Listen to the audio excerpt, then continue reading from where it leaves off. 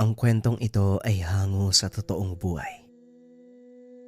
Mula ito sa isa nating kabayan na itago na lang natin sa pangalang Lorenzo.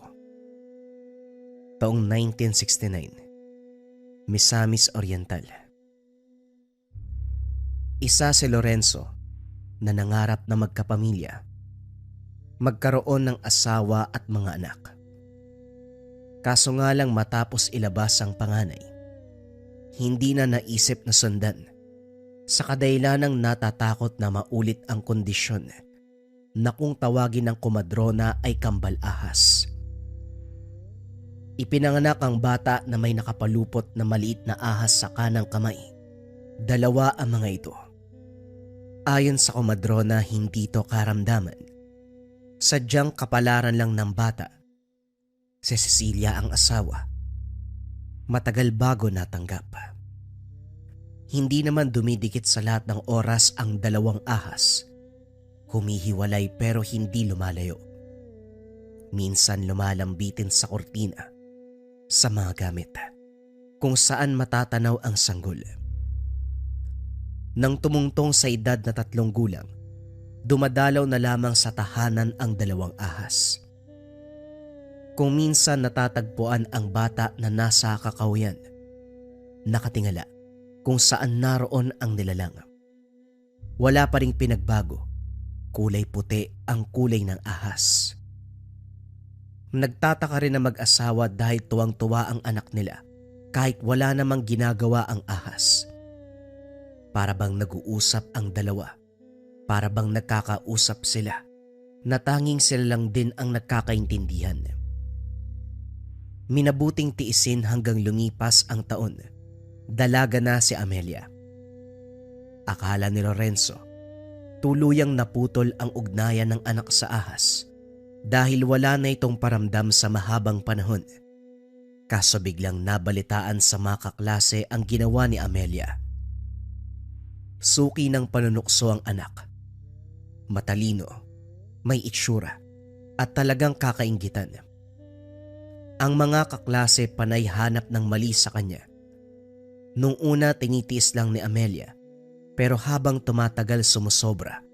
Kaya naman hindi maiwasang magkwento sa kagubatan. Yun pala, nakikinig ng palihim ang kambal ahas. Ang naganap, ang mga kaklaseng nanunukso ay tinuklaw. Sinasabing aksidente dahil ang daan patungong eskwela ay nasa kalagitnaan ng gubat. Kaso nga lang, may isa na nakakitang si Amelia mismo ang tumawag sa nilalang. Hindi inako ng anak dahil aniya walang katuturan, pero para kay Lorenzo ay posible. Amelia, umaming ka nga. Nagkikita pa ba kayo ng kambal ahas mo? Sinabi ko na sa'yo na kapag nagparamdam uli, huwag mo nang pansinin. Itaboy mo. Marami nang nangyari. Nagkanda, malas-malas na nga yung buhay natin. Nasisante ako sa trabaho, tapos natanggal pa sa paglalabada ang nanay mo. Tapos ngayon ito mababalitaan ko, tignan mo. Iilan sa kaklase mo ang binawian ng buhay dahil natuklaw ng ahas. Wika ng tatay na si Lorenzo. Bakit po ba ako sinisisi nyo? Kasalanan ko po ba yun? Hindi ko naman po hawak yung buhay nila. Wala akong kinalaman sa nangyari sa kanila. Huwag mo kong pagtasa ng boses.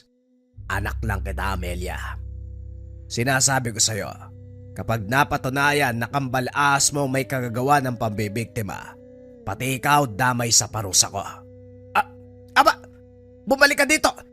Kinakausap pa kita, Amelia! Napabuntong hininga na lamang si Lorenzo ng pagsarahan ng pintuan. Sakto ding dumating ang asawa, nakakagaling lamang sa paghahanap ng bagong mapapasukan. Laurencia, ano bang nangyari? Dinig ko sa labas ang sigawan niya. Na paano ba si Amelia? Tanong ni Cecilia. Kausapin mo ang anak mo, Cecilia. Lumalaking bastos. Narinig mo naman kung paano niya ako sagutin, hindi ba? Pakiusapan mong lumayo sa kambal ahas dahil maraming mapapahamak. Yung mga kaklase niya namatay dahil sa tuklaw. Siya ang may gawa nun. Manahimik ka, Lorenzo. Sinasabi mo bang mamamatay tao si Amelia? Maghulos dili ka sa pananalita. Anak natin ang pinag-uusapan dito. Anak mo. Paano mo nasabing kambal ahas ni Amelia ang tumuklaw sa mga yon? May pruweba ka ba? Meron yung kaklase niya. Nakita siyang tinawag ang ahas. Yun lang. Yun lang ang batayan mo, Lorenzo. Dahil sinabi na ganyan, maniniwala ka kagad. Ganyan ka ba sa anak mo? Mas paniniwala ng ibang tao kaysa sa kanya. Natikom ang bibig. Hindi magawang sumagot pa sa asawa. Napag-isip-isip na tama ito. Kaso nga lang hindi na tungkol sa kung sino ang kakampiyan dahil may buhay na nadamay. Sa mahinahong paraan, kinausap muli si Cecilia. Pasensya ka na, mahal. Hindi ko lang napigilan. Hindi naman magsasabi ng gano'n ang kaklase ni Amelia kung wala siyang nakita eh. At isa pa, malinaw ang pagbanggit ng batang yon. Ahas na kulay puti ang tumuklaw. Hindi din ito kabaan o kalakihan. Hindi ba yun naman ang eksaktong deskripsyon ng kambal ahas ng anak natin? Lorenzo, huwag mo sabihing anak natin kung hindi ka naniniwala kay Amelia. Sa salita mo, mas matimbang pa rin ang sinasabi ng iba. Bakit hindi si Amelia ang paniwalaan mo? Mahirap bang gawin yon sa sarili mong anak? Ang punto ko dito, may posibilidad na si Amelia nga ang nasa likod nito.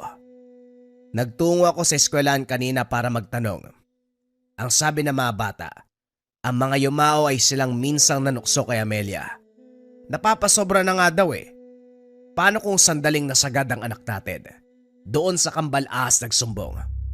Tapos itong nilalang kaagad nagpadalos-dalos ng kilos. Pwede naman yun, hindi ba? Hindi, Lorenzo. Hindi. Kung yan ang paniniwalaan mo, bahala ka. Total para sa'yo, mas matimbang ang salita ng ibang tao. Napabuntong hininga na lamang si Lorenzo. Tinalikuran siya ng asawa. Pabalibag na sinarado ang kwarto.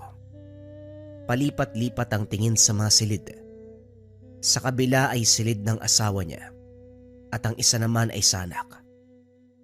Ay nako, talagang ang mag-ina kayo. Kinabukasan siya ang nagatid kay Amelia sa eskwela. Kapansin-pansin ang pagtitinginan ng mga estudyante. Ang anak naman niya ay taas noong nagmarcha patungo sa silid. Sumakto ang dating dahil naroon na ang guro. Pinatawag muna saglit at kinausap. Lorenzo, pasensya ka na kung may istorbo kong oras mo ha. Siguro naman, alam mo ang balita tungkol sa mga nangyari dito. May iilang katanungan lang sana ako tungkol kay Amelia. May kaklase niyang nakapagsabi sa akin na may ginawa ang anak mo bago ang insidente.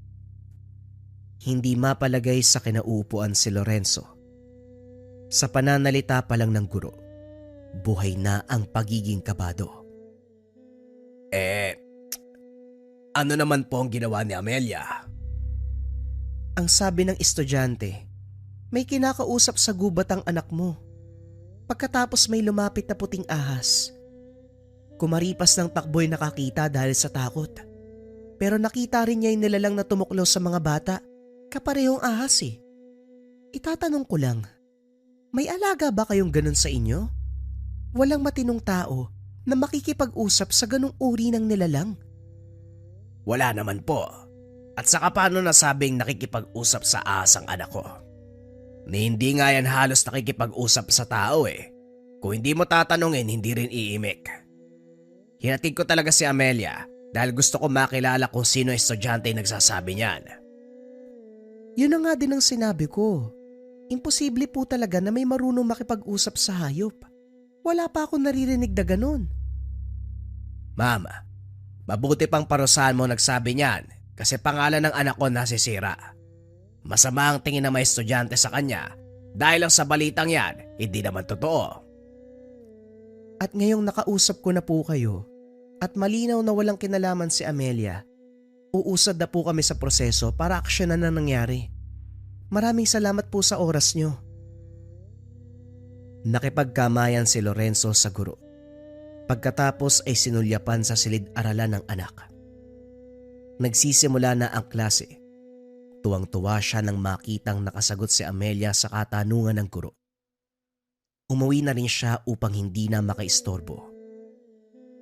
Hindi maiwasang mapangiti ni Lorenzo sa naging pag-uusap. Ang buong akala'y madidiin sa issue ang anak. Mabuti na lamang mahirap paniwalaan ang sinabi ng kamag-aral. Subalit hindi pa rin maalis sa isipan ng takot. Upang makumpirma nagtungo sa kakauyan. Sinubukang hanapin ang kambal ahas.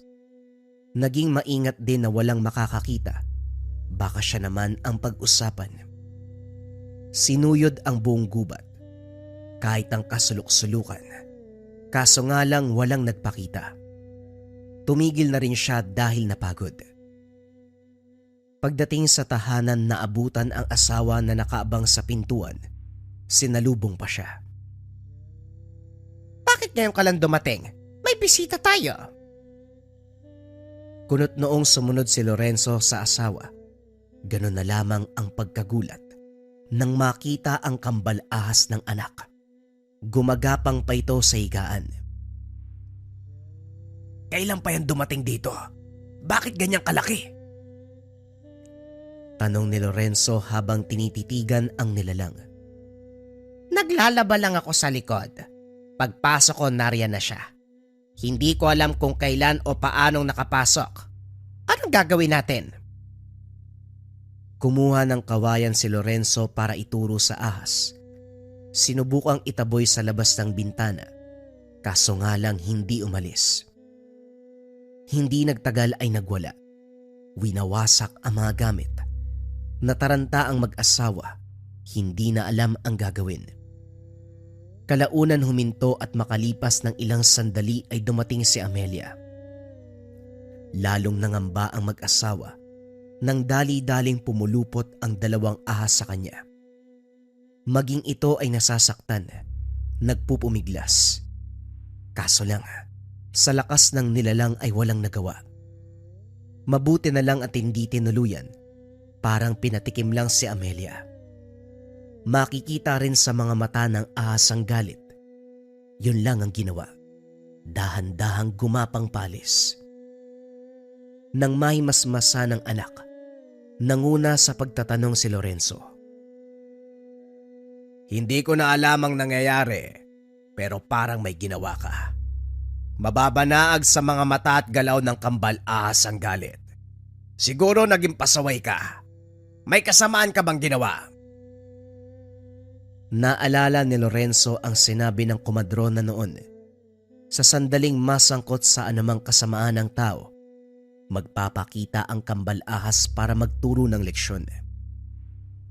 Malaki ang tiwala sa komadrona dahil marami ang kaalaman nito sa lihim na karunungan.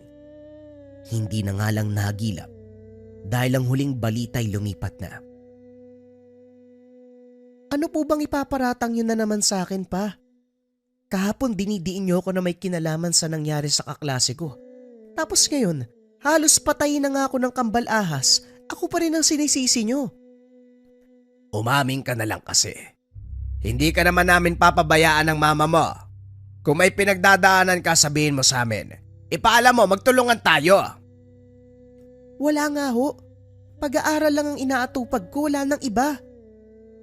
Lorenzo, tama na nga yan. Bakit ba parang personal ang galit mo sa anak natin? Ikaw ang umamin. Ano ba nangyayari sa'yo? Pinagdidiskitan mo si Amelia. Kaya hindi natututo ang batang yan dahil kinakampihan mo. Mahal, gusto ko lang naman sabihan niya tayo kung merong problema para alam natin kung paano siya tutulungan. Lumalala ang sitwasyon. Yung usapin sa paaralan, hindi tayo sigurado kung tapos na. Eto namang kambal ahas dumadagdag pa. Nakita mo naman yung ginawa oh. Kamunti ka ng patayin si Amelia. Lorenzo, sabing tama na. Sinabi ng anak mo na wala siyang ginagawa. Bakit pa ayaw mong maniwala? Napabuntong hininga si Lorenzo. Lumabas na lamang para makaiwas sa tensyon. Habang nagpapahangin, Napansin ang kambal ahas ng anak. Dali-daling sinundan dahil tumingin sa kanya bago gumapang palayo. Mabagal lang ang usad nito kaya naabutan. Sa masukal na bahagi dinala. Hindi rin malaman ni Lorenzo kung ano ang nangyayari. Salip kasi na matakot. Tila napanatag ang kalooban. Lumingon ang ahas sa kanya. Tumitig lang. Kalaunan ay tuluyang lumayo. Hindi na sinundan dahil umakyat sa malaking puno. Pagbalik ng tahanan, tulog ang mag-ina. Naawa na rin siya para kay Amelia. Alam niyang malaki rin ang tsansa na mali siya ng hinala. Pero gusto lang makasigurado para hindi na magulat kapag lumabas ang katotohanan. Sa kabila ng pagnanais na mapaamin ang anak, nag-isip na rin ng alternatibong paraan. Sundan ito para malaman ang galaw. Natuklasan ni Lorenzo na bago pumasok sa eskwelahan ay may dinadaanan pa si Amelia. Kubo sa pinakadulo ng Kakawayan. Naroon ito sa paanan ng bundok. May nakatira doon, sinasabing mangkukulam. Naging kuryoso siya kung ano ang namamagitan sa mangkukulam at anak. Hindi rin magawang lumapit dahil nangangamba na makita. Ang ginawa na lamang ay nagmasid at nakiramdam. May inabot ang matanda kay Amelia. Nakangiting tumango ang dalaga. Nagmano pa bago lumakad. Nawala sa isip ni Lorenzo ang anak dahil nabaling ang pansin sa mangkukulam. Nang pumasok ito ng tahanan, nakaalis na si Amelia. Dali-dali siyang lumapit. Matagal siyang nakatayo sa pintuan. Naguguluhan kung ano ang gagawin kapag nakaharap ang matanda. Kaso naunahan siya nito. Magandang araw sa'yo, iha. Anong may paglilingkod ko? Wika ni Aling Malia. May bitbit itong balde na tinabunan ng dahon ang laman. Nangangamoy kaya napigil ni Lorenzo ang hininga. Nang mapansin ng matanda ang reaksyon, dali-dali itong itinabi.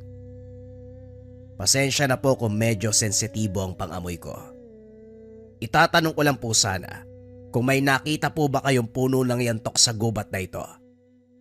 Ilang oras na ako naglilibot. Wala akong mahanap eh. Gagawin ko lang po sana para bangkuhan. Napatingin sa kabundukan si Aling Malia. Pagkatapos ay bumaling sa kanya. Meron, pero nasa tuktok ng bundok. Tutuloy ka ba? Mukhang uulan. Sinasabi ko na nga ba, ayan o, pumasok ka muna iyo. Mababasa ka riyan. Niluwagan ng matanda ang pagbukas ng pintuan para patuloyin si Lorenzo. Sakto din kasi. Biglang bumuhos ang ulan. Sinamantala ang pagkakataon na masuri ang tahanan ng mangkukulam. Nagtaka siya. Masyadong malinis ang loob. Maayos na nakailera sa tabi ang mga nigo at buslo ng puno ng halamang gamot. Mas nagmukha pa itong albularyo kaysa mangkukulam. Dahil dito, biglang naiya si Lorenzo dahil pinag-isipan ng masama. Pasensya ka na kung ito lang ang mayaalok ko. Wala rin ako sa buhay. Umaasa lang sa produktong makukuha sa taniman at tinapay na iuwi ng kaibigan kong estudyante. Wika ni Aling Malia. Naglapag ng kape at inalok sa kanya. Kaibigang estudyante, sino naman po? Kung pwede ko malaman. Si Amelia. Nakakatuwa nga kasi magkatunog ang pangalan namin. Mabait ang bata. Puno ng kabutihan ng puso. Pinaglaban niya ako sa bastos na estudyante nung araw. Yun ang simula ng pagkakaibigan namin. Magmula noon, siya na ang nagbibigay ng pagkain. Naawa nga ako kasi tinuturing akong pamilya. Ginawa kong responsibilidad kahit hindi kailangan. Bihira lang makakilala ng ganong bata. Kaya labis ako nagpapasalamat. Kunot noong inalala ni Lorenzo ang mga sandaling humihingi ng malaking halaga si Amelia para sa proyekto ang rason. Binibigyan naman nila.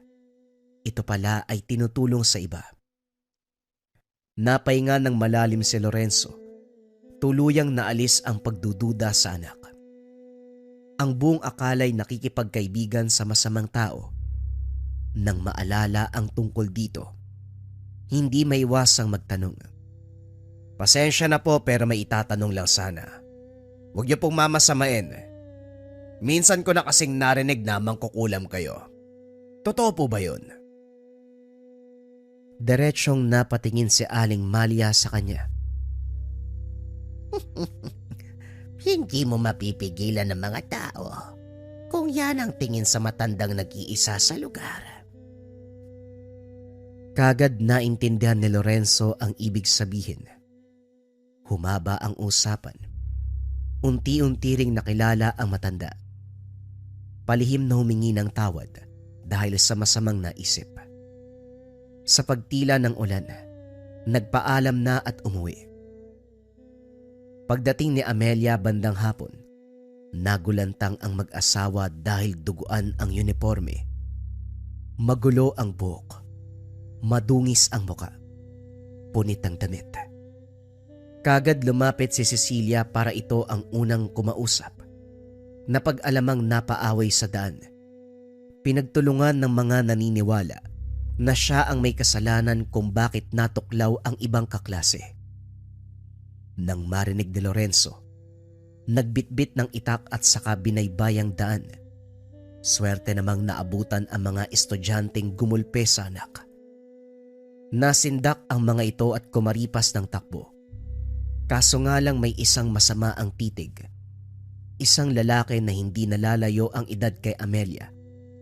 Hindi nakasuot ng uniforme, kung kaya't hindi matukoy kung pumapasok ba sa parehong eskwelahan. Kilala po kita, Manong. Ikaw ang tatay ng babaeng nagngangalang Amelia. Nakita kitang hinatid siya sa eskwela. Mabuti na rin na nagkaharap tayo ngayon para malaman mo kung gaano kasama ang anak mo. Wika ng binata na nagngangalang Marlon. Isa ka ba sa mga gumulpe sa anak ko? Hindi ka ba natatakot na baka tagayin kita? Bakit naman ako matatakot kung wala akong masamang ginagawa? Ikaw pa nga po yung dapat matakot dahil may ginawa ang anak mo. Si Amelia, totoo na siya ang tumawag ng ahas para tuklawin ang mga estudyanteng ng aasar at ng gugulo sa kanya. Huwag mo akong lilangin, bata. Hindi mo ako madadaan sa ganyan. Ganun po ba? Hindi na rin ako magtataka dahil nakausap mo na ang mangkukulam. Sa tingin ko nga, napaniwala ka niya. Ikaw naman utu-uto. Pasensya na po kung medyo bastos ang pananalita ko. Ayaw ko lang sa mga magulang na kinakampihan ng anak kahit may ginagawa namang masama. Napabuntong hininga si Lorenzo para magpigil ng galit. Ayaw pa niyang makapatay sa oras na ito. Bawiin mo ang sinabi mo. Wala akong babawiin dahil totoo ang sinabi ko. Ayaw niyo po bang maniwala o kailangan niyo pa ng matibay na patunay? Hindi ba nagdududa ka rin sa anak mo? Bakit masyado ka maraming alam? Sino ka ba? Hindi pangalan o katauhan ko ang dapat yung alamin. Mabuti pang umuwi na kayo para malaman ang nangyayari sa anak mo. Hoy, sandali. Bumalik ka rito. Nasaan na yun? Hoy, bata!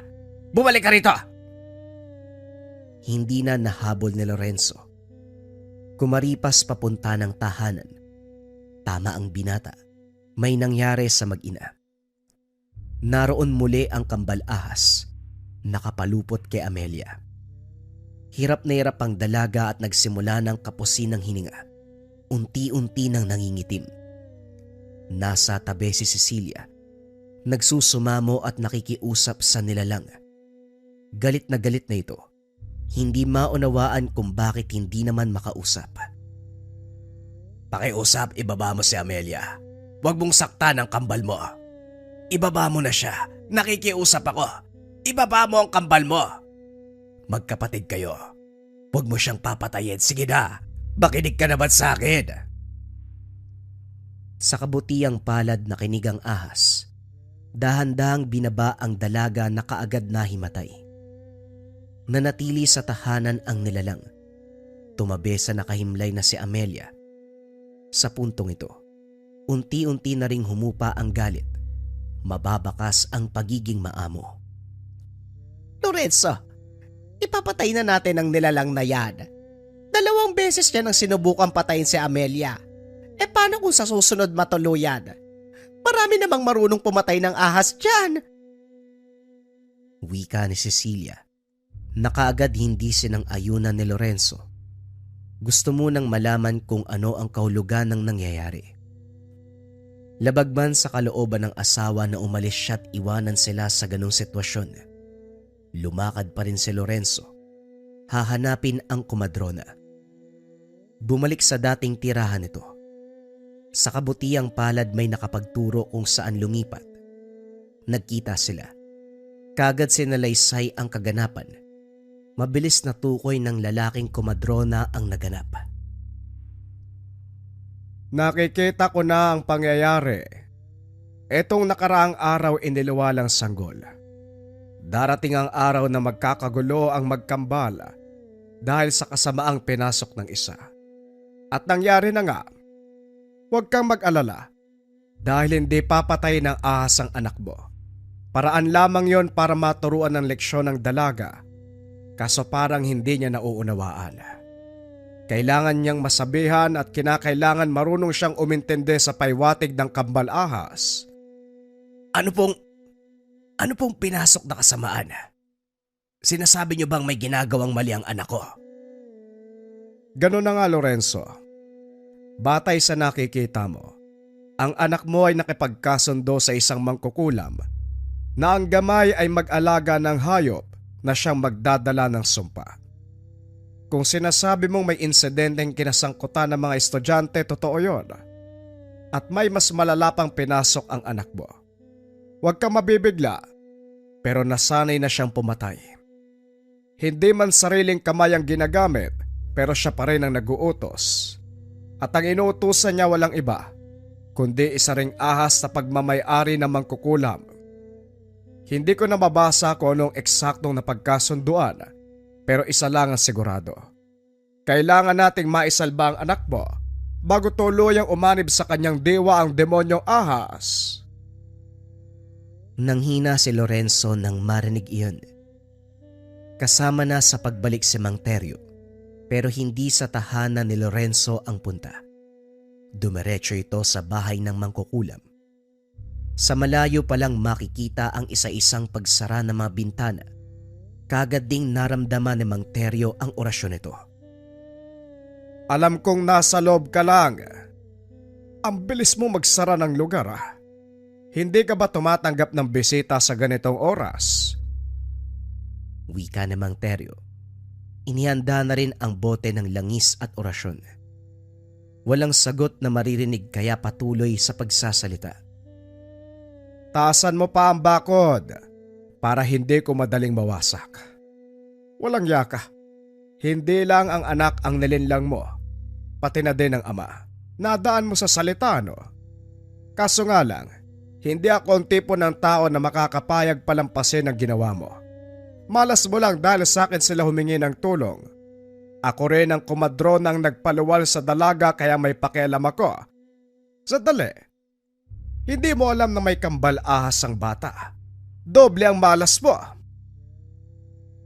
Wika ni Mang Teryo habang sinasaboy sa bakuran ang langis. Kasabay nito ang dahan-dahang paglitaw ng kambal ahas ni Amelia. Galit na galit ang pagbumuka. Sa kabilang banda naman, may ahas ding lumitaw. Umakma ng pagtuklaw kaso hindi magawang lumapit sa komadrona. Magtatago ka lang ba talaga dyan? Lumabas ka, ipakita mo kung sino ka talaga. Sa sandaling nilapitan mo ang dalaga at ginawa ng masama, dapat alam mo ang kakalagyan mo. Puro katago. Ayaw mo talaga magpakita. Hindi bale, nararamdaman ko ang panginginig mo. May takot ka rin pala. O siya, sabayan na kayo ng mga alaga mong masunog. Kiniskis niya ang palito at saka itinapon sa sinaboy na langis. Nagbukas ang pinto. Makikitang lumod si Mang Teryo para makipag-usap. Pero huli na ang lahat. Sumiklab at kumalat ang apoy. Ang tanging maririnig na lamang ay hiyaw at pagbawala. Habang tinutupok ng apoy ang mangkukulam at nilalang, patuloy na sumasambit ng orasyon si Mang Teryo. Si Lorenzo sa kabilang banda ay natataranta dahil puro damo at halaman ang nasa paligid. Kinakabahan na baka kumalat sa buong kakahuyan ng apoy. Nagulat na lang din siya nang matapos sumambit si Mang Teryo ay siya ring pag-apula. Hindi nakapagsalita. Napukaw lang atensyon nang makitang umalis na ito sa lugar. Dali-dali siyang sumunod. Pagdating ng tahanan, inihipan ng 3 beses si Amelia. Nagising at bumalik sa uliratang dalaga. Ilang buwan na pala napapasailalim sa mahika ng kulam. Dito rin ipinagtapat ni Mang Teryo ang tungkol sa iba pang ginawa. Ang mga taong nakakasalubong sa daan na humusga o kahit may sinabi lang na hindi maganda, kaagad inuutusan ng ahas, yung alaga ng mangkukulam, na tuklawin at patayin. Nakiusap naman si Mang Teryo na wag nang banggitin sa dalaga upang hindi na magulo ang isipan at emosyon. Sumang-ayon naman ang mag-asawa. Ang kambal ahas sa kabilang banda, sa tahanan nila naninirahan. Ngayon lang din nalaman na hindi ito nakikita ng ibang tao, kaya wala silang dapat ipag-alala. Nagulat din ito dahil ang binatang si Marlon ay apo ni Mang Teryo na aksidenteng nakakita ng pangyayari. Bukod pa dyan, sa kaparehong paaralan pumapasok. Laking pagpapasalamat ng mag-asawa sa maglolo dahil sa tulong. Sa lahat ng kaganapan natuto si Lorenzo. Binantayang maigi ang nag-iisang anak para hindi na malinlang. Maging ang kambal na ahas na nakapagpalagayan na rin ng loob ay pinagsabihan. Inutusan na bantayan si Amelia. Sa kabutiang palad hindi na naulit pa ang insidente. Lumaki si Amelia na masunurin at babait. At bukod pa dyan, patuloy siyang inalagaan. Patuloy siyang pinotektahan ng kanyang gabay. Ang 2 kambal ahas na kulay puti. Bagong kwento pa rin ang kasunod mga kabayan. Ito ay tungkol sa isang antingero na tinalikuran ng medalyon. Simulan na ang storya. Ang kwentong ito ay hango sa totoong buhay. Mula ito sa isa nating kabayan na itago na lang natin sa pangalang Marcos. Taong 1993, Agusan del Sur. Hoy, tumabi nga kayo. Dadaan ng hari. Mga walang respeto. Hindi nyo ba nakikilala kung sino ako? Natigilan ng mga taong nagkakatuwaan sa tabi ng daanan. Lahat nakatingin kay Arjun. Wala ni isang nagsalita dahil sa gulat. Hanggang sa merong naglakas ng loob dahil nayabangan sa binata. Wala namang nakaharang sa daan ah. Kaya bakit kailangan pang sumigaw? Kahit gumulong ka pa nga, kasya ka naman sa lawak ng daanan. Umaandar na naman yung kayabangan mo. Pumantig ang tenga ni Arjun nang marinig ang sinabi ng binata. Dali-daling lumapit at saka sinikmuraan. Gumanti naman si Marcos hanggang sa nagkaroon na ng sakitan. Wala ni isang umawat dahil kilala ng lahat ang ugaling meron si Arjun. Galing ito sa pamilya ng mga antingero. Pagkatapos mamatay ng ama at lolo na malalakas na antingero, siya ang nagmana ng mga agimat. Walang opisyal na pagsasabi na siya ang susunod, pero dahil ang binata na lamang ang naiwan, otomatikong inangkin at pinangalagaan. Subalit kabaliktaran ang nangyari. Nagagawa naman ang tungkulin bilang manunugis pero lumalamang ang yabang. Maraming beses na paaway. Walang araw na hindi nakakahanap ng kagalit. Kahit sa oras ng panunugis, lumalabas ang pagiging hambog. Ano? Napakahambog mo. Kung tutusin, lusaw yung kayabangan mo kung wala kang anting-anting. Kinuha mo lang naman yan eh. Walang paalam sa'yo maumong tatay at lolo. Alam nating dalawa na hindi nila naisip na sa'yo pinamana ang bagay na yan kasi hindi ka naman maaasahan. Wika ni Marcus na lalong ikinagalit ni Arjun. Nagpatuloy ang pisikalang laban. Parehong duguan. Parehong bumagsak matapos sampasin sa likod ng nagdatingang tanod. Inakay pa uwi ang mga ito. Nang mahimasmasan si Arjun, sumagi sa isip ang sinabi ni Marcus. Sa kabilang banda, tama ito. Hindi kailanman binanggit ng yumaong ama at lolo na siya ang susunod na magmamana ng medalyon. Palagi siyang pinagsasabihan na hindi maaasahan. Walang mapapatunayan dahil pakikipagbasag ulo ang inaatupag. Hindi niya rin taglay ang pagkatao at puso ng isang manunugis. Isa ito sa dinaramdam, pero pinangako sa sarili na mapapatunayang karapat-dapat magmana ng medalyon. Maalam ang binata sa pisikalang laban. May natutunang orasyon mula sa pakikinig at panonood. Ngayon na nasa kanya ang anting-anting, pinatunayan namang may ibubuga kapag kaharap ang kalaban. Hindi may kakaila ang bilang ng napuksa. May naniniwala sa kakayahan ng binata dahil may iilang dumarayo para humingi ng tulong. Kaso nga lang ang ugaling meron siya. Hindi kayang pakisamahan ng mga ito. Masyadong mayabang. Hindi lang salita maging sa kilos. May nakakasabay pero nakikiayon lamang para matapos na ang sadya. Makita lang kita uli, Marcus, papatayin talaga kita. Kung hindi lang nangyalamang mga pesteng tanod, malamang tapos ka na eh. Hayaan mo sa susunod, hinding-hindi na kita bubuhayin. Wika ni Arjun. Sa kalagitnaan ng paggamot ng mga sugat, pagkatapos ay lumabas siya para magpahangin. Malalim na ang gabi pero maliwanag ang buwan. Kahit gaano kasukal ay maaaninag ang mga bagay-bagay habang humihigop ng kape. Napatingin sa direksyong pinagmumula ng kaluskos. Unang tingin pa lang kilala na kung ano ang anino. Dali-daling humugot ng patalim si Arjun at saka naglakad palapit. Oh, wag ka nang magtago, nakita na kita. Lumabas ka na para mapatay na kita.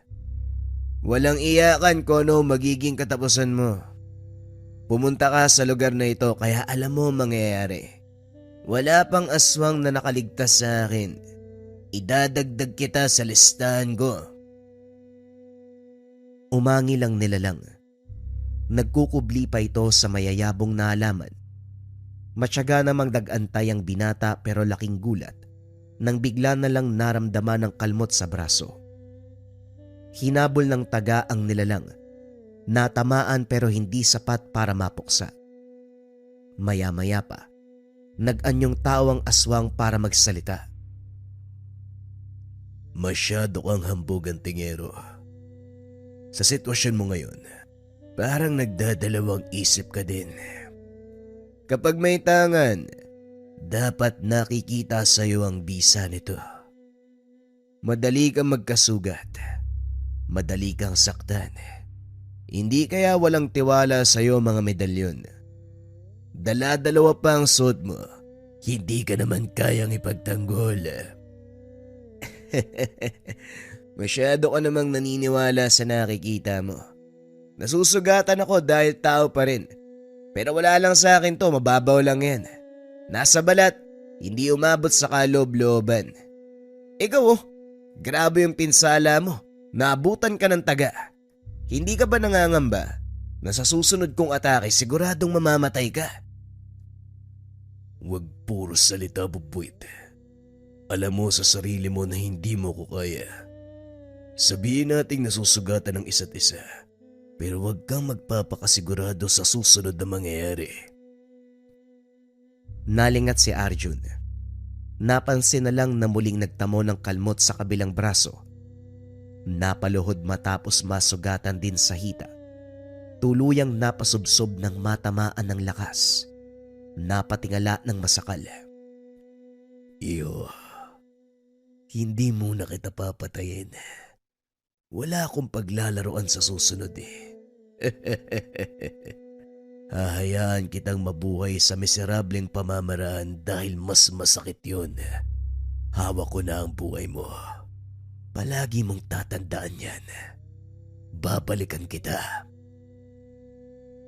Napadaing si Arjun ng kalmutin sa leg. Mababaw pero tumalsik ang dugo. Dali-daling umuwi ang binata nang maglaho ang aswang. Kagad ginamot ang mga sugat.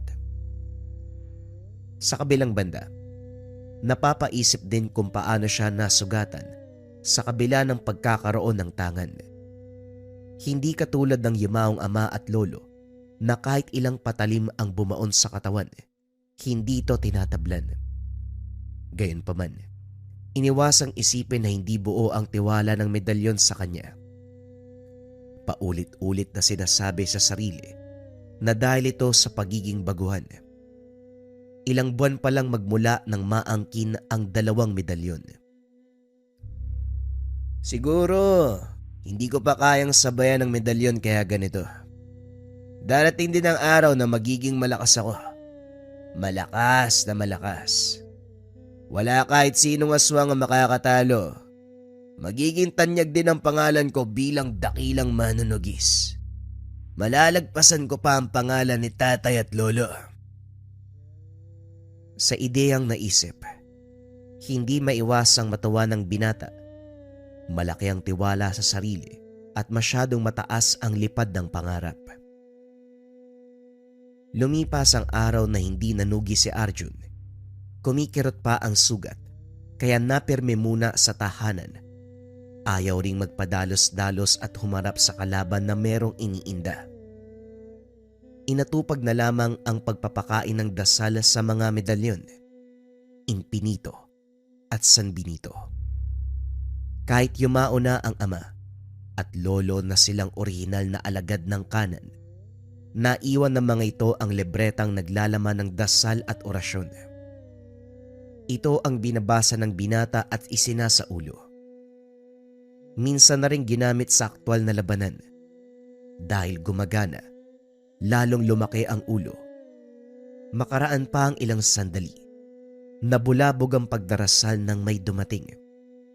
Hindi kilala pero batay sa sadya ay hihingi ng tulong. Pinatuloy sa silid tanggapan. Pinag-usapan ang pakay.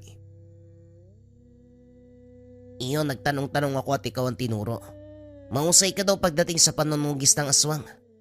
Pwede mo ba kaming tulungan? Sa amin kasi, ginagambala ng nilalang ang buntis kong apoy. Kilala ko kung sino, pero walang lakas ang loob na kumalaban. Aswang Wika namang Ricardo. Yun lang po ba? Wala namang problema. Magkano po bang iaalok nyo? Iaalok? Pera ba? Hindi ba libre ang ganito? Nakahingi ako ng tulong dati sa lolo mo pero wala namang bayad. Manong, si lolo yun. Ako na ang pumalit sa kanya.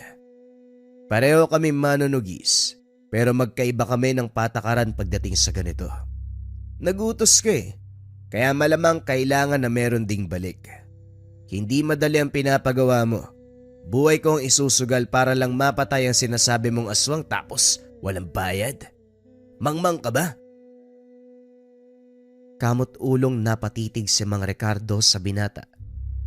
Hindi akalaing malayong malayo sa ugali ng yumaong lolo. Maging ang ama nito, walang hinihinging kapalit. Ang nais lamang ay makatulong. Magkano ba ang gusto mo, iho? Ipapaalam ko lang sa'yo. Magsasaka lang ako ha. Kakarampot at barya-barya lang din ang kinikita. Ayos na sa akin ang 500. Pagtsatsagaan ko na lang. Iyong mahal naman. Baka pwedeng tumawad, buong buhay ko na yan. Kung ayaw mo sa presyo ko, maghanap ka ng ibang manunugis. Walang nagawa si Mang Ricardo kung hindi patulan ang presyo ng binata.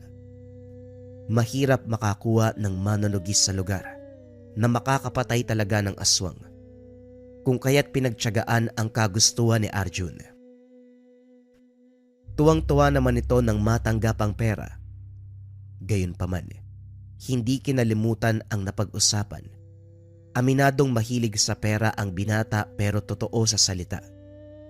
Kaya pagsapit ng dilim, pinuntahan kaagad ang kabilang barangay para tugisin ang aswang. Pasipol-sipol na pinagmamasdan ang nag-iisang tahanan sa dulo ng maisan. Ito ang itinuro ni Mang Ricardo sa bahay ng aswang.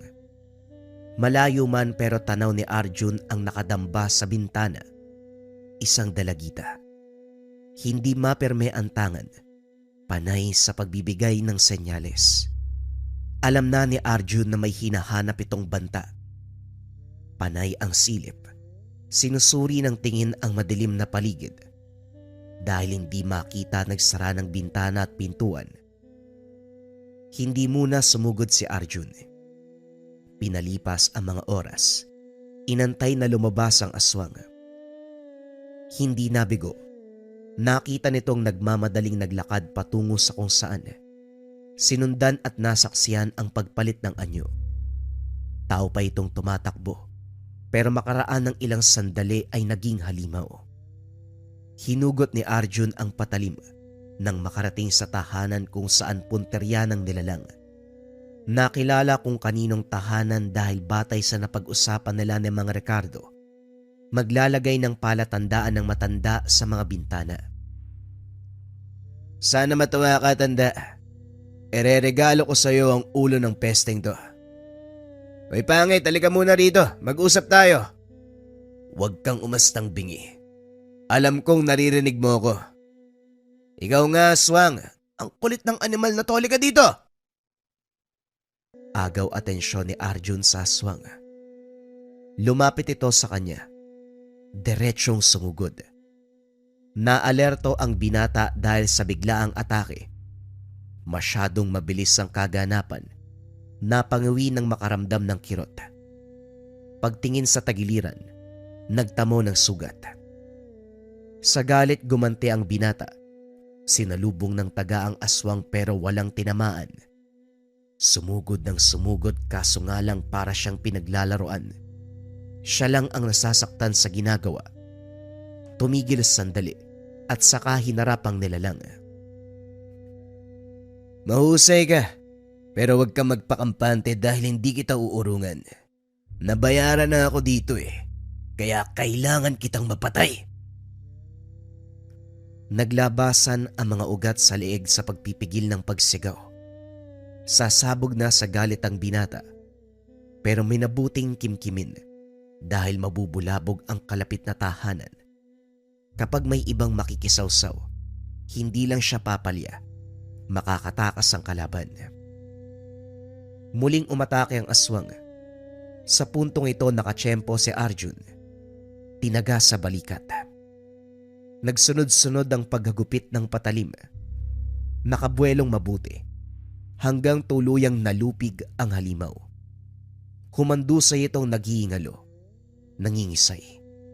Hindi pinatagal ang paghihirap, pinugutan ng ulo. Sa kalokohan ng binata, binalot ng dahon ng pugot na ulo, isinilid sa sako at saka itinali sa silong ng tahanan ni Mang Ricardo. Tanda, tapos na ang trabaho ko. Nasa silong ang sukli. Tuwang-tuwa itong umuwi. Pero kinabukasan sinugod ni Mang Ricardo. Siraulo kang bata ka. Mabuti na lang nagising ako na madaling araw. Nangangamoy ang silong kaya tinignan ko. Buisit, bakit mo nilagay ang pugot na ulo ng aswang? Ipapahamak mo ba ako? Gusto mo yatang pag-usapan ako ng mga tao ang usapan natin patayin mo ang nilalang. Hindi kasali ang pag-uwi ng ulaw. Nagagalit ka pa dyan. Pasalamat ka na lang binigyan kita ng ebidensya. Nagdradrama ka pa.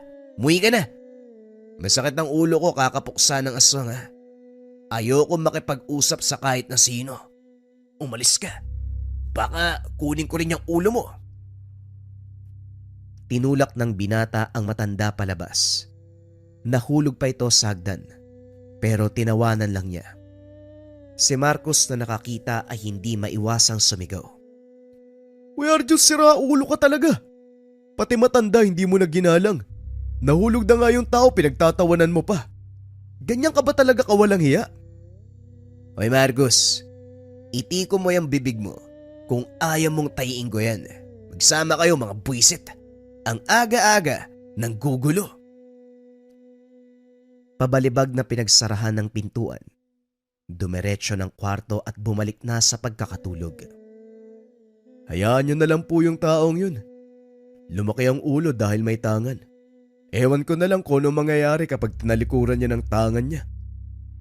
Malayo ang ugali ng binatang yan sa lolo at ama.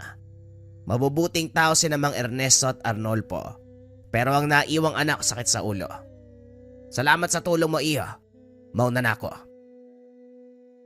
Tinitigan ni Marcos ang tahanan ni Arjun. Malaki ang respeto ng binata sa yumaong si Mang Ernesto, lolo nito, at kay Mang Arnolfo, ang ama. Minsan na siyang nakatanggap ng tulong mula sa mga ito nang walang hinihinging kapalit. Sila ang tipo ng tao na handang magbuwis ng buhay para maisalba lamang ang iba. Subalit ang anak at apo na naiwan ay kabaliktaran. Puno ng kayabangan. Sinasamantala ang kahinaan ng taong humihingi ng saklolo. Pagsapit ng hapon, gumala sa sentro ng sitio si Arjun. Nagkasiyahan ng mga tao. Merong nagbabasketball, mga batang naglalaro, at iilang lasing na nagsusugal. Matiwasay ang lahat pero nagbago nang dumating ang binata. Kanya-kanya sa pagtalikod. Pinapakitang ayaw ang presensya nito. Hoy, ang aangas nyo naman. Dumating lang ako, nagsitigil na kayo. Ano bang problema nyo ha? Kunelyohan ni Arjun ang binatang akmang tatalikod sa kanya. Yumuko lang ito. Natatakot tumingin. Nagsiiwas ang iba. Dahan-dahan nang umuwi ang karamihan. Arjun, nagsisimula ka na naman. Natatakot na ang bata kaya pakawalan mo siya. Nabaling ang pansin ni Arjun nang magsalita si Marcos. Kakarating lang nito mula sa paunguhan ng dayami. Ibinagsak sa tabi ang pasan na sako at saka hinarap siya. Bibida ka na naman ba Marcos? Wag mo akong yabangan dahil alam mong wala kang laban sa akin. Wika ni Arjun. Sinampal-sampal sa pisngi ang binata. Nagbuntong hininga si Marcos. Sinalubong ng tingin si Arjun. Kaya hindi ka gaanong sinasabayan ng tangan dahil sa ugaling meron ka. Napakayabang. Napakahambog. Pati buhay ng mga inosente sinisindak mo.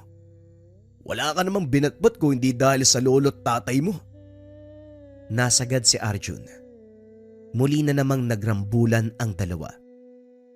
Tumingin lamang ang taong nakapaligid.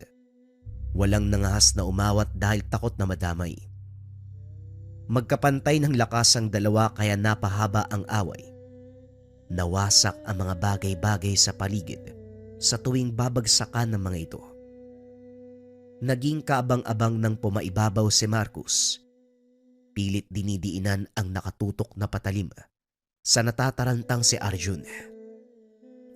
Sige lang, kahit itagos mo pa sa katawan ko, itak na yan. Hindi ako mamamatay. 2 medalyon ko. Kaya akong isalba ng paulit-ulit. Huwag ka na magsalita kung nag-aalangan ka. Ngayon pa lang nanginginig ka na. Pwede ko lang ituloy ito. Makikita sa mga mata ni Arjun ang takot. Minabuting pigilan ang pagdiin ng itak. Ngumisi si Marcos sa kilos nito, pero kalaunan ay nakabawi rin. Tumilapon ang binata. Siya naman ngayon ang pumaibabaw. Tangka na sanang tatagain ng pigilan ng mga tao. Sumusobra ka na, Arjon. Maiya ka naman sa lolo at tatay mo. Ang babait nila pero ikaw, ubod ng yabang. Hindi lang naninindak, nananakit pa. Wika ni Mang Dansyong. Hindi mo na ginalang ang iniwang reputasyon ni Mang Ernesto at Arnolfo. Dinungisan mo ang magandang pangalan nila. Bakit hindi ka umayos? Sundan mo ang yapak ng lolo't ama mo. Mabubuting tao. Dahil dyan sa kayabangan mo ang daming napeperwisyo. Si Marcos na nga lang ang nagtatanggol sa amin laban sa iyo. Sinubukan mo pang patayin. Wika ni Mang Rito. Talagang nagkakampiyan pa kayo ha? Hoy! Kahit magsanib puwersa pa kayong lahat, hindi nyo ako kakayanin. 2 tangan ko! Pagmamayabang ni Arjun. Hinubad ang kwintas. Binalandra sa mukha ng lahat ang mga medalyon. Hindi pinansin ng binata. Kanya-kanya sa pag-alis ang lahat. Maging si Marcos ay inalalayan ni Mang Rito at Mang Dansyong. Sumigaw sa galit si Arjun. Bawat bagay na mararaanan ay winawasak. Mapahalaman, bato o puno. Pabagsak na umupo pagdating sa tahanan. Kung makapagsalita sila parang hindi nakinabang sa akin. Tinugis ko ang mga aswang na dumadayo sa lugar na ito tapos yun ang ibabalik nila. Ang kakapal ng muka. Sige, sa susunod, bahala na kayo magligtas sa mga sarili nyo. Tignan natin kung kaya nyo makipagpatayan sa nilalang. Sinisisi pa ako kaya siya nagyayabang. Malamang ipagmamayabang ko ang 2 medalyon na meron ako. Ang kakayahan na pumatay ng aswang para hindi naman sila nagyayabang sa buhay nila. Akala mo kung sino mga santo, mga buwisit. Basag lahat na mga gamit sa pagwawala ng binata. Natigilan ng mamanhid ang kamay na puno ng sugat. Dali-daling kumuha ng gamot pero lalong nasagad nang makitang walang laman ng bote ng langis. Natataranta dahil lalong kumikirot ang mga sugat. Pati na ang tinamo sa nagdaang sagupaan laban sa aswang. Kahit saang maghanap, wala ng gamot. Langis lamang ang alam niyang nagpapagaling kagad ng sugat. Ito rin ang orihinal na gawa ng yumaong lolo. Hinanap kung meron bang nakalistang sangkap at proseso sa paggawa. Pero wala. Sa galit niya dinagdagan ang iindahin. Paulit-ulit na sinusuntok ang konkretong bahagi ng tahanan. Dahilan para lalong mamaga ang magkabilang kamao. Saka lang tumigil nang maramdaman ang pagkabali ng daliri. Napaupong dumadaing sa sulok. Hindi matandaan ng binata kung gaano kahaba na ang pag-idlip. Nagising na lamang na sinisinaga ng araw ang muka. Kagad napaaray nang maramdaman ang pananakit ng mga kamay. Lalo na ng mga sugat. Hindi gaanong maigalaw ang katawan dahil sa kirot. Hindi nagtagal may kumatok. Hingi ng tulong para sa pambibiktima ng aswang. Nagulat ito nang makita siya sa ganong sitwasyon.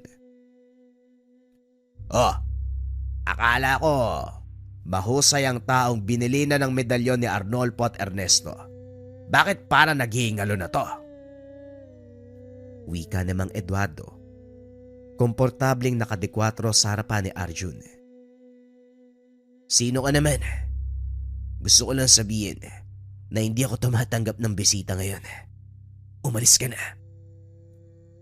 Eto naman mainitin ang ulo, sayang.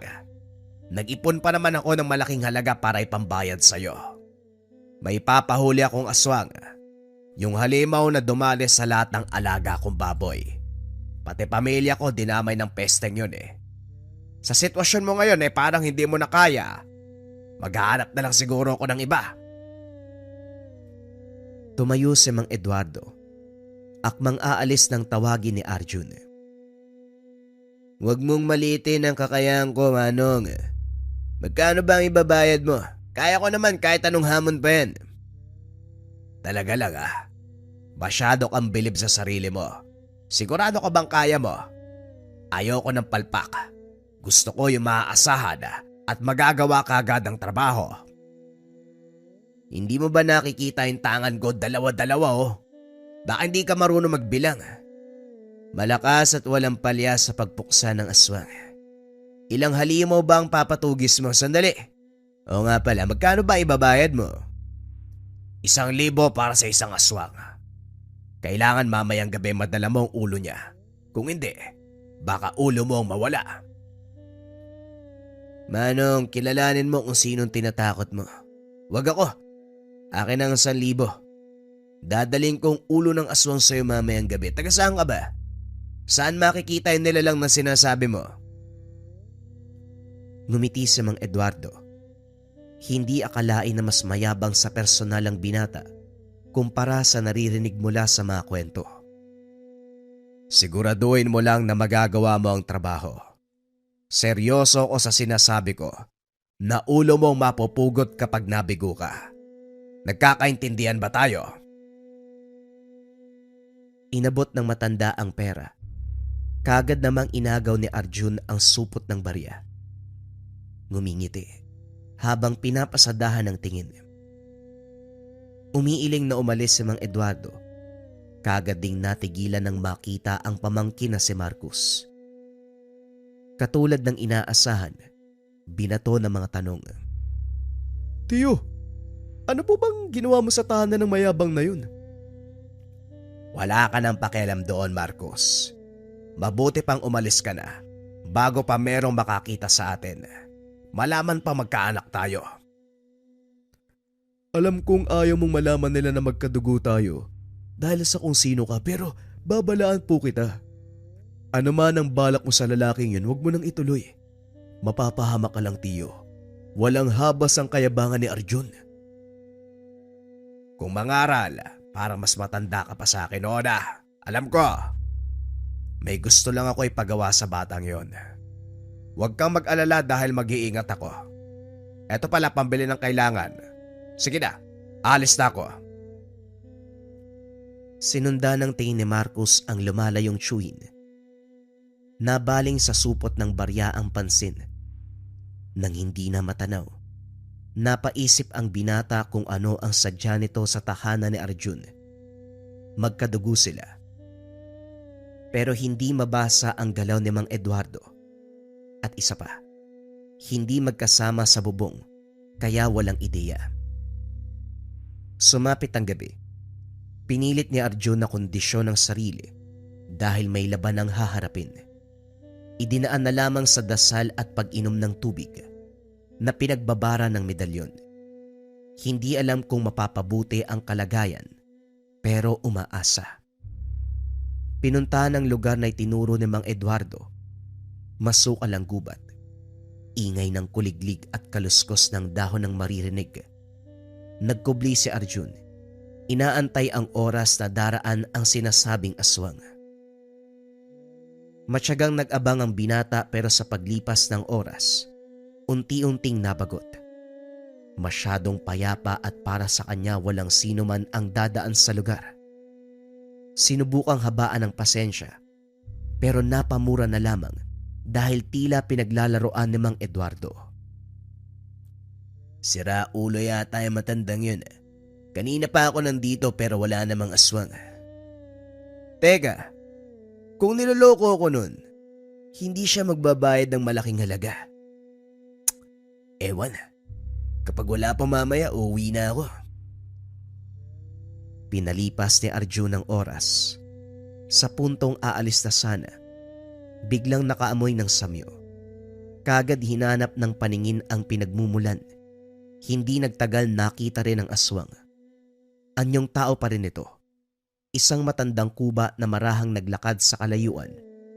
Kumilos si Arjun. Maingat na humakbang papalapit. Naguluhan din ang binata dahil bigla-biglang nawawala ang init ng tangan. Para bang bumbilya ng malapit ng mapundi. Gayunpaman, sa kagustuhan na matapos kagad ang pagpuksa, Dere-derechong sinundan ng nilalang. Habang tumatagal, unti-unting nag-anyong aswang ang matandang kuba. Lilipad na sana, kaso inagaw ni Arjun ang atensyon. Wala sa itaas ang kalaban mo, kaya hindi na kailangan pang lumipad. Nandito lang ako sa lupa at yung inaapakan mo, yan ang magiging libingan mo. Ano? Handa ka na bang mahiwalay sa katawan ng kaluluwa? Hinugot ni Arjun ang patalim at saka naganda kaso nga lang napangiwi nang biglang kumirot ang namamagang kamay. Gayunpaman, minabuting makatayo para magawa ang pagpuksa. Subalit laking gulat ng mag-anyong tao uli ang aswang. Hindi makapaniwala ng makilala. Mang Eduardo, sandali. Yan din yung itsura ng aswang na umatake sa akin noon. Ikaw yun. Aswang ka. Anong kailangan mo sa akin? Kalma lang bata. Ikaw naman, malinaw na sa akin na hindi ka lang mayabang. Mainitin din ang ulo mo. Pero bakit ka ba nagulat? Huwag mo sabihin na hindi mo ako nakilala kahit nung nasa tahanan mo ko. Yang medalyon na pinagmamayabang mo, magbibigay yan ng senyales, hindi ba? Napaisip si Arjun. Walang anuman senyales na binigay ang tangan. Hindi ako nakikipaglokohan kaya umayos ka. Tutal magkaharap na tayo. Humanda ka na sa kamatayan mo. Hindi kita uurungan. Papatayin kita. Nakakatakot ka naman. Nanginginig patalaman ko. Bawas-bawasan mo ang kayabangan dahil yan mismo maglalagay sa'yo sa alanganin. Ngayon nga ay parang iniwanan ka na ng tangan mo. Tinignan ni Arjun ang mga kwintas. Laking gulat ng magmistulang bato na lamang. Wala nang buhay. Wala nang bisa. Wala nang maaasahan. Gayunpaman, hinarap pa rin si Mang Eduardo. Wala akong pakialam kung gumagana man to o hindi. Magtuos tayo para malaman mong hindi lang sa medalyon ako kumakapit. Nagulat si Mang Eduardo nang itapon ng binata ang mga medalyon. Sumugod ito pero madaling nasalo ang atake. Tinilapon niya ito at hindi na pinatagal pa. Pinatikim ang binata. Sunod-sunod na suntok ang pinakawalan. Kinalmot sa iba't ibang bahagi ng katawan. Kinagat sa balikat. Pinadama ang tunay na takot. Maririnig ang hiyaw ng binata. Kaso kahit anong paghingi ng saklolo, walang darating para iligtas siya. Hindi naman sana ako mangingialam kung hindi nakakasagad ang ugali mo. Minsan ko nang nakasagupa ang lolo at tatay mo. Sila ang dahilan kung bakit ako nagdusa ng ilang taon. Pero hindi yun pagdurusa lang. Tanda at aral na mali ang ginagawa kong pambibiktima noon. Dahil sa kanila, unti-unti kong naayos ang sarili. Natuto ako. Ginalang ko si Arnolfo at Ernesto kahit hindi nila alam. Kahit magkaiba kami ng landas. Kampon ako ng kaliwa. Sila naman ay alagad ng kanan. Tiningala ko sila dahil sa angking kabutihan. Kaya nung napadaan ako sa sityo ninyo, nakita ko naghahari-harian ka basta naninindak na mga tao. Naisipan kong turuan ka ng leksyon. Wala ako sa posisyon pero alang-alang sa mga ninuno mo, handa akong gawin ang bagay na yan. Hindi porket may gamit ka, nakakataas ka na. Tignan mo ngayon, tinalikuran ka ng medalyon, hinayaan ka sa bingit ng kamatayan. Huwag ka mag-alala, iuuwi kita sa inyo at hahayaan sa tahanan mo na ikaw mamatay ng payapa. Kinarga ni Mang Eduardo ang naghihingalong binata. Nilapatan ng pansamantalang gamot ang sugat para tumagal ng ilang araw. Naisip ng matanda, napainang pagmukaing nagdurusa kaysa direktang pinatay ng aswang. Habang bilang na lamang ang sandali, natauhan si Arjun. Bumalik sa alaala ang lahat ng payo at turo ng mga yumao, lalong-lalo na ang mga pagkakataon na umaastang nakakataas at hindi paggalang sa mga medalyon. Hindi maiwasang masaktan, kaso nga lang huli na ang lahat. Nagulantang ang lahat nang mabalita ang patay na si Arjun. Nakahinga ang lahat dahil wala nang naninindak at nananamantala. Subalit kabaliktaran kay Marcos. Kahit ganon ang ugali ng binata, nakikita niya ang pagiging tao. Binatang hindi nagabayan na maayos. Kaso nga lang, patay na si Arjun. Nung una mga kabayan, parang sobrang hirap maniwala patungkol dito sa bisa ng Gabay Medalyon. Etong suot-suot ko. Eto kasing Gabay Medalyon mga kabayan, ang bisa nito ay pampaswerte at gabay sa career, health, love life, and finance. Yung 4 na aspeto ng buhay. Magmula nang dumating sa akin to mga kabayan, tapos palagi ko na siyang suot, mas nag-take ako ng actions. Nandun kasi yung konsepto na dapat naniniwala ka sa gamit mo at ang pinakamabisang paraan ng pagpapatunay na naniniwala ka, mas mag-take ka ng action sa mga bagay na gusto mong ma-achieve or sa mga hinihiling mo. So every day talaga mga kabayan, mas nag-try ako, sinubukan ko yung mga bagay na gusto kong marating at sakto din mga kabayan. Kasabay ng pagdating ng Gabay Medalyon, sunod-sunod na yung projects, sunod-sunod na yung blessings na natatanggap ko, kung saan-saang projects na yung nag-o-offer sa akin, hindi lang sa aspeto ng TikTok shop, maging sa lahat ng channels ko. At syempre, yung pinakamalagang aspeto mga kabayan, baliwala kasi yung dami ng projects mo or dami ng blessings kung hindi ka disiplinado. For me kasi mas doon nakakatulong yung Gabay Medalyon. So sa pang-araw-araw, kung paano mo mas aalagaan yung mga bagay na ibinibigay sa'yo, doon siya pinaka pumapasok eh. Hindi ka napadalos-dalos sa decision making, alam mo yung mga bagay na hindi mo dapat bilhin, alam mo yung mga bagay na dapat mong unahin, alam mo yung mga bagay na dapat patulan at hindi. Doon ko mas nakikita yung bisa sa akin ng Gabay Medalyon.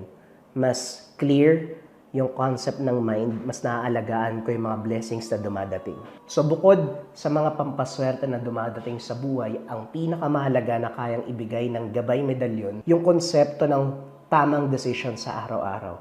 Madalas sa gut feeling, sa panaginip, or parang may mga bumubulong sa isipan mo na mga bagay na pwede mong gawin. Yan yung personal kong storya patungkol sa bisa sa akin ng Gabay Medalyon.